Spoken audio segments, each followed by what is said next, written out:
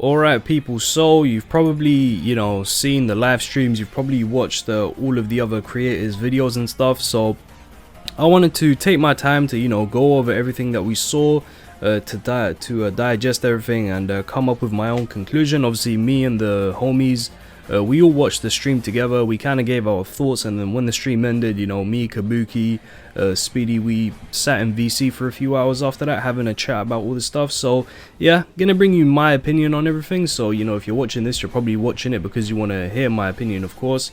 Everyone's gonna have their own opinion about stuff. So yeah, the first thing I just wanted to do is just go over each unit and just give you my opinion on it. Not just reading their skills and just regurgitating stuff you've already seen, but just letting you know what I think. So the first unit is Amelia, who I think is, well, everyone probably agrees that she is 100% the best unit coming from this collab. She's absolutely amazing on paper. Of course, everything that we saw is on paper, but even in the live stream and the garbage PvP showcases they give us, she still seemed really good. The passive is insane control. When the hero receives attack from the same enemy 2 or more times during enemy's turn, cleanse all debuffs from allies and freeze the enemy for 2 turns. So you might think, oh, it's way too specific, like, she has to get hit twice. It's like, don't worry about it, man. This passive alone is gonna make people double think when they're playing PvP. They have to be very careful. So probably not gonna proc too much, but I'm very certain that there'll be some jabronis who fall for this, so don't you worry about that. First skill is Puck Please. It's basically just a better version of Red Jericho's freeze. This actually freezes at level 1, whereas Red Jericho's freeze card does damage at level 1 but does not freeze. But Amelia's does do damage at level 2 and 3, the same as Jericho's, whilst also applying the freeze. It's just that Amelia actually freezes at rank 1, whilst Jericho does damage at rank 1 but doesn't freeze, so it's just better. Very good. Second card is just Green Gotha's debuff. Very good control card. Control everyone's ultimate at the press of a single card, so very good. And she has Lost Vein ultimate. Wow. Lost Vein ultimate on a blue unit. Now granted, she's not going to have the stats of a Lost Vein, she's not going to have the power of a Lost Vein, but it's still very nice to have. This ultimate is a one shot if it's like, at least 4-6 and above and you have some cards in hand. No complaints from me. Next up is Rem, who at first we were kind of disappointed, but as we saw the PvP showcase, we got more we were a little bit more impressed, I should say. First, her passive, when she uses a skill, use, moves, or gets ranked up, or no, when she uses a skill or moves a skill, either just to move it to get ultimate gauge or to rank it up into a high level skill, increase attack related stats by 5% for 3 turns up to 5 times.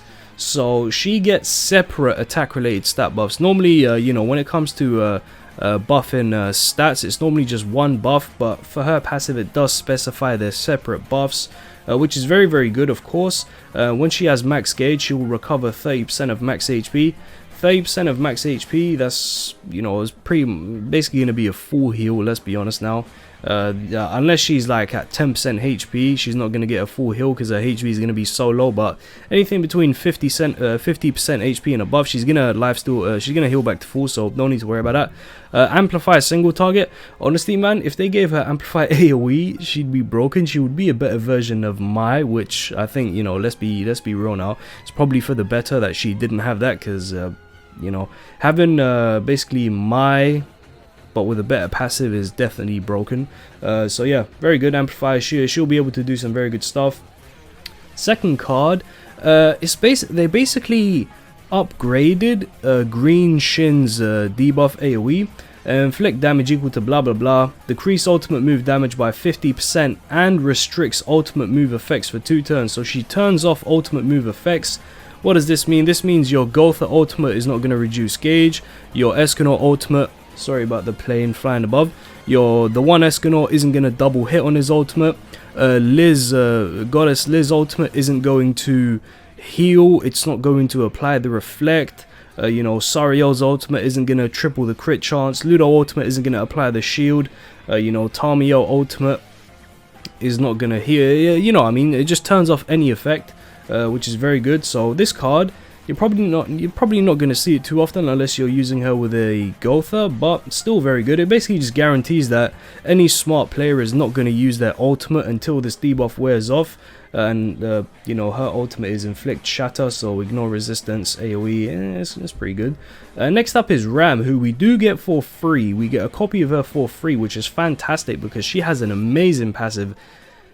Increases unknown allies basic stats by 20%. This does not specify that she has to be in the front. You can use her in the sub, which is amazing.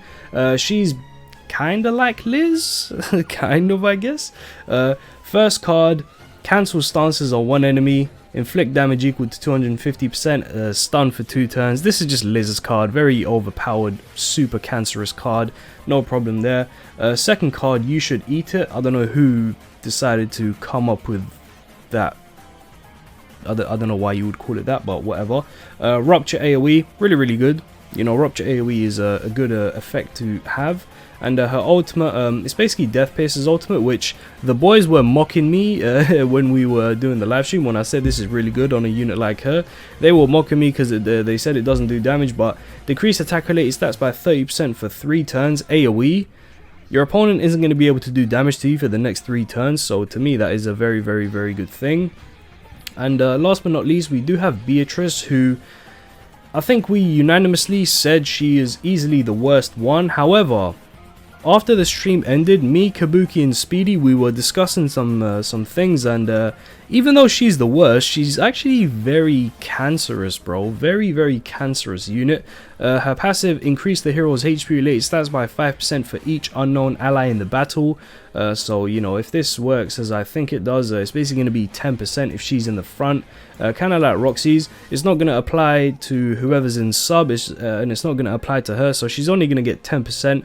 But still, 10% HP related stats is still a really nice buff.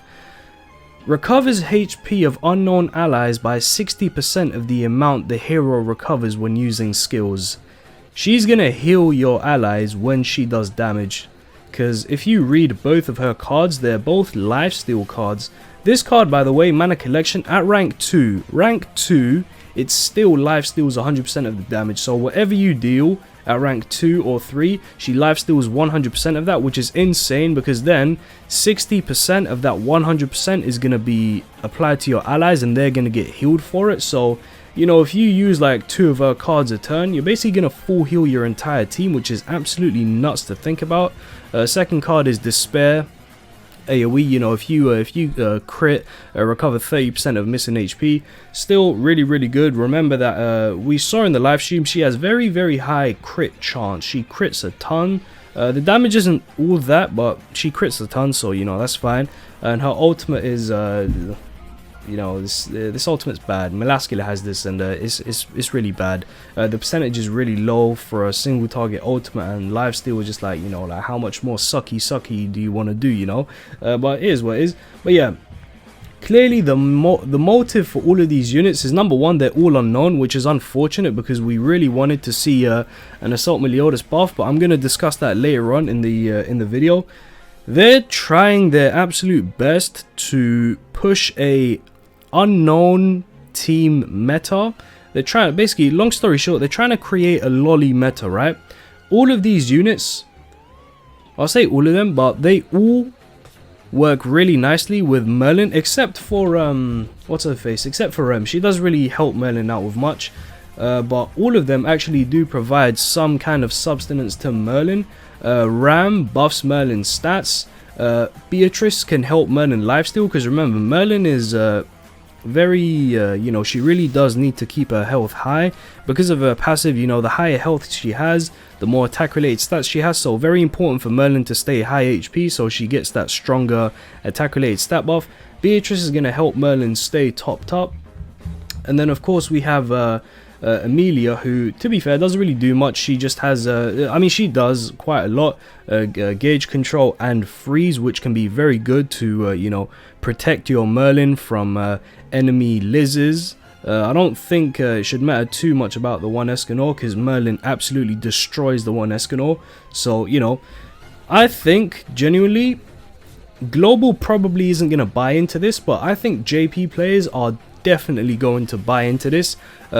JP, actually, if you don't play JP, then you probably wouldn't know, but LOLI Merlin is very popular over on JP. She is a very used character, or at least in the higher tiers of PvP, from what I've seen. People really do like her. So if all those JP players like using LOLI Merlin, you can bet they're going to use all of these girls here.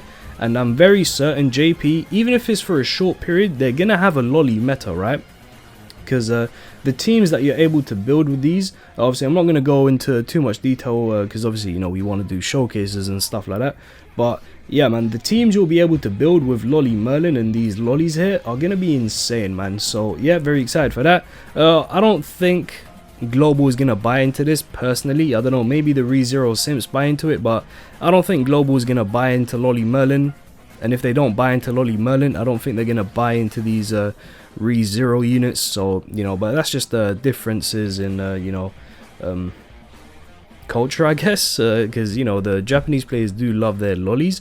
I'm sure the global players too, but the global players seem, you know, more impressed with people like the One Escanor and Assault Meliodas. So we'll have to see.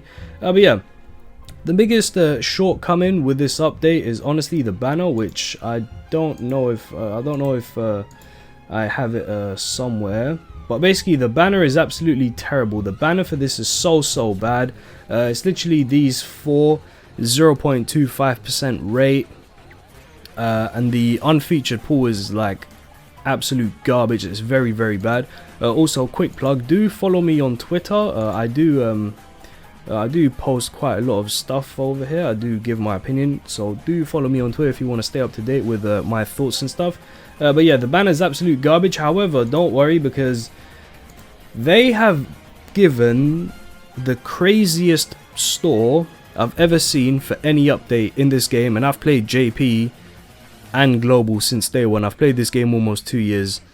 The shop is worth, and I mean just special packs, right? Not your average pack that you can buy every day. Special packs.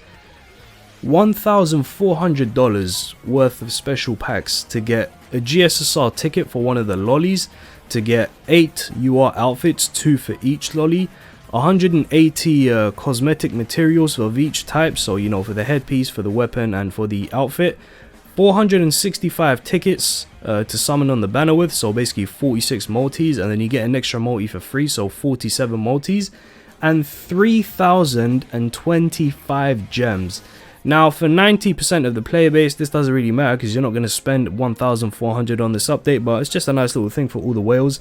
I will certainly appreciate this, even though it's going to give a very big beating on my wallet. So, yeah. As Nagato said, the real winner of the collab is definitely LOLI Merlin. She just got a major buff, man.